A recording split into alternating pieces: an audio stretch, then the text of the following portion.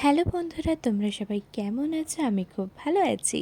আর তাই জন্য আজকে আমি হঠাৎ করে প্ল্যান করে চলে গেলাম মা বাবার সাথে ঘুরতে দক্ষিণেশ্বরে। আর দেখো, মেট্রোতে চলে গেলাম। এখন তো খুবই ইজি, দমদম থেকে মেট্রো করে মানে দক্ষিণেশ্বরে খুবই ইজি, মানে 15 মিনিটসের মধ্যে প্রায় পৌঁছে যাওয়া যায়। তো দেখো, মেট্রো থেকে নেমেও গেছি, নাও যাচ্ছে স্কাই ওয়াকের দিকে। কিন্তু স্কাই ওয়াকটা হওয়ার ফলে না অনেকটা একটু ঘোরা ঘোরা হয়ে থাকে। তো যাই হোক, স্কাই ওয়াক ধরে হেঁটে যাচ্ছি। তো স্কাই ওয়াকে কিছু জিনিস আছে, বেশ ভিউজগুলো ভালো লাগে দেখতে। কিন্তু কিছু হচ্ছে স্টল থাকে, মানে আরেকটু এগিয়ে গেলে তাহলে তোমরা দেখতে পাবে সামনে কিছু স্টল নিয়ে বসে, মানে যেগুলো থেকে আমরা ডালা কিনি আর কি, ফুলের জন্য, মানে ফুলে পুজো দেবো আর কি, তো ঠাকুরকে। তো ডালা কিনি। তো এদেরই দোকানগুলো আগে নিচে থাকতো আমাদের।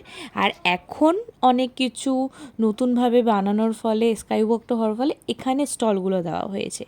তো দ্যাটস ওয়াই এদের, মানে এরা ডেকে ডেকে না চিৎকার করে করে মুখ ফেটে যায় এদের। মানে এদের ভেতরকার যে কষ্টটা সত্যি বোঝা যায়, যে কেউ না এখান থেকে কোনো ডালা কেনে না। মানে সত্যি কথা, কেন? কারণ আমাদের এখান থেকে নেমে অনেকটা আরেকটু হেঁটে যেতে হবে ভেতরে, ওখানে জুতো রাখতে হবে, দেন ওখানে গিয়ে তারপরে গঙ্গার জল সেই ছেটাতে হবে, তারপরে ওখান থেকে ডালা। কিন্তু এখানে যদি আমরা কিনি, এখানে সেই জুতো রেখে যেতে হবে, তারপরে অনেকটা হাঁটা। আর অনেকটা হাঁটা বলতে এখান থেকে নেমে অনেকটাই রাস্তা, সে নোংরা দিয়ে হাঁটা অবস্থা। তো এখান দিয়ে না সেভাবে কেনাটা সম্ভব হয় না। তো সেই জন্য এদের স্টলগুলো পুরোপুরিভাবে ফাঁকা। দেখুন এরা কিভাবে পুরো ফাঁকা বসে রয়েছে, মানে কোনো ভিড় নেই, কিচ্ছু নেই। আমি জানি না এদের কিভাবে এদের লাইফস্টাইল কাটে, এরা কতটা কষ্ট করছে। এইটুকু আমার মানে আমার সত্যি খুব খারাপ লাগলো। তো আমি এটুকুই রিকোয়েস্ট করবো, যদি যদি এদের কোনোভাবে, মানে এদের থেকে আপনারা একটু ডালা কেনার চেষ্টা করুন। তো কিন্তু হ্যাঁ, এটাই একটা প্রবলেম, যে এই যে দেখুন অনেকটাই রাস্তা, আমরা স্কাইওয়াক থেকে নেমে দেখুন এতটা অবধি হেঁটে যাচ্ছি। সে এতটা হেঁটে যাচ্ছে, যাওয়ার পরে আমরা ওখান থেকে গিয়ে গঙ্গার জলে ওখানে একটুখানি ছিটিয়ে নেব। তারপরে আমরা ওখানে গিয়ে হাত টাত ধুয়ে ওখানে জুতো রেখে ঠিক আমরা যেখান দিয়ে হেঁটে যাচ্ছি তার ঠিক মানে বাঁ সাইডে ক্রস করে ওখানে রাখার ব্যবস্থা রয়েছে, ফোন ব্যাগ সব কিছু রাখার ব্যবস্থা রয়েছে। তো সেখানে গিয়ে সব জমা দিতে হবে, টাকা লাগে, টাকা দিয়ে জমা দিতে হয়। এখন তো সব জায়গায় বিজনেস শুরু হয়ে গেছে, তো অ্যাজ ইউজুয়াল এখানেও বিজনেস, মাকে পুজো দিতে আসলেও বিজনেস। এখানে ফুড প্লাজা কিছু তৈরি হয়েছে, এতে বাইরে মানে ভেতরে পুজো দিয়ে এসে এখানে খাওয়া। তো দেখো, দেখতে দেখতে একটু মন্দিরটাও দেখা গেল। ভেতরে তো ক্যামেরা বা ফোন কোনো কিছুই অ্যালাউড না, তো বাইরে থেকেই কেনা। তো আস্তে আস্তে আমরা চলে আসলাম উপরে, তো কেনা হলো না আর কি। তো নিচেই চলে আসলাম, এই স্টলগুলো এখানে নিচে রয়েছে। তো স্টলে 42 নম্বর স্টলটায় আমি ঢুকলাম।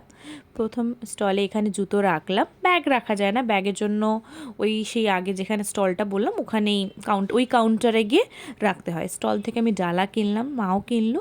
তো এরপরে আমরা ভেতরে গিয়ে পুজো দিলাম, সেটা তো দেখানো গেল না, কিছু করার নেই।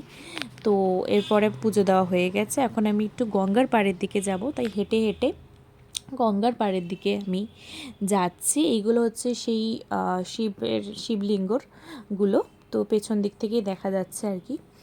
তো হেঁটে হেঁটে গেলাম, দেখো গঙ্গার পাড়টা, ওখান থেকে হুগলি সেতু দেখা যাচ্ছে, খুব সুন্দর গঙ্গার ভিউ। আমি ঠিক এমন টাইমটায় গেছি, ঠিক তার কিছুক্ষণ পরেই সন্ধ্যা আরতিটা শুরু হবে গঙ্গার মাকে, গঙ্গা মাকে আর কি আরতি দেয়।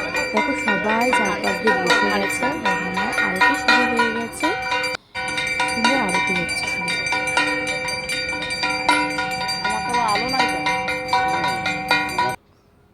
আরতির পরে আমরা আস্তে আস্তে বেরিয়ে আসলাম ওখান থেকে। এসে তারপরে আমরা ভাবলাম চলো বেলুড় মঠে যাওয়া যাক, তাই ওখান থেকে বেরিয়ে বেলুড় মঠে যাওয়ার জন্য আমরা হাঁটা শুরু করলাম। দক্ষিণেশ্বর থেকে কিছুটা বেরিয়ে সাইড দিয়ে গলি আছে, সেখান দিয়ে যাওয়া যায়।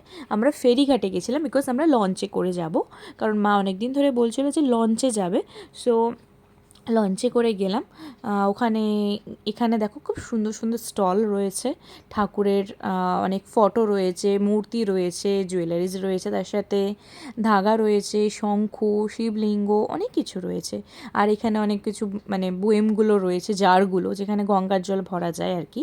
তো এই সামনে দেখো টিকিট কাউন্টার, এখান থেকে ফেরিঘাটের জন্য টিকিট বুক করে তারপরে সামনে এগিয়ে যেতে হয়। আমার বাবা টিকিট কাটছিল, আর তারপরে টিকিট কাটা হয়ে গেছে, নাও ভেতরে যেখানে ওয়েটিং জায়গায় আমরা ওয়েট করলাম খানিকক্ষণ। ওয়েট করার পরে তারপরে হেঁটে চললাম আমরা, কারণ আমাদের লঞ্চের টাইম হয়ে গেছে 7টার সময়।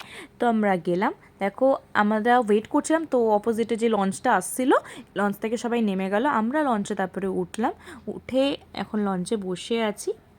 আমরা একদম লাস্ট লঞ্চ, তাই জন্য একদমই ফাঁকা ছিল আর খুব সুন্দর হাওয়া দিচ্ছিল। তো একটুখানি আমি একটু ভিডিও বানিয়ে নিলাম, এই জন্য নিজেকে একদমই দেখাইনি ভিডিওতে, তাই জন্য একটু নিজেকেও দেখিয়ে নিলাম।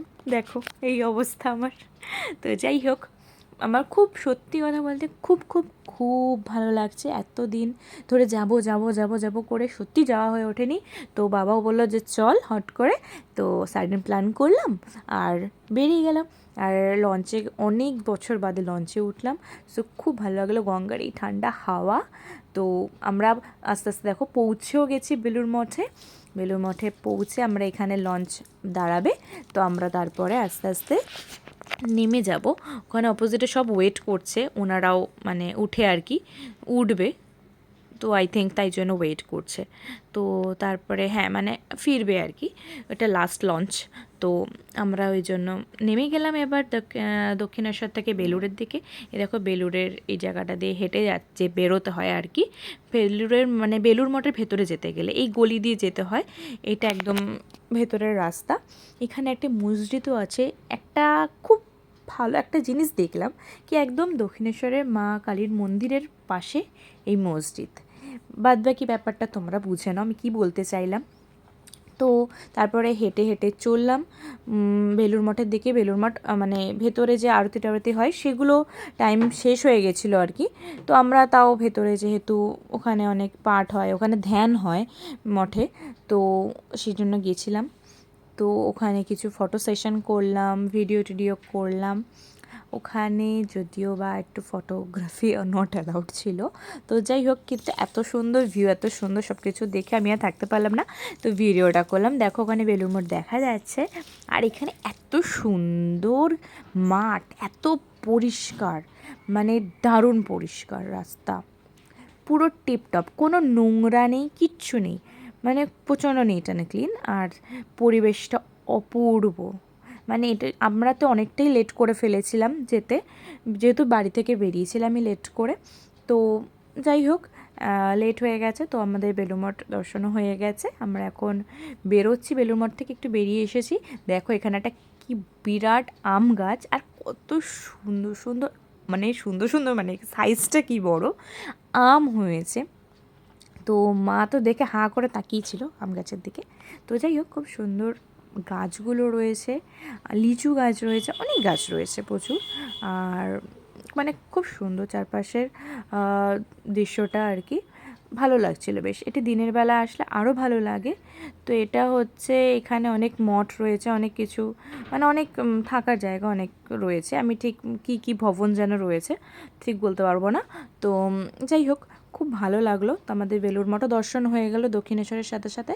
তো নাও বেরিয়ে যাচ্ছি। So tata, bye bye. তোমাদের বলো ভিডিওটা কেমন লাগলো।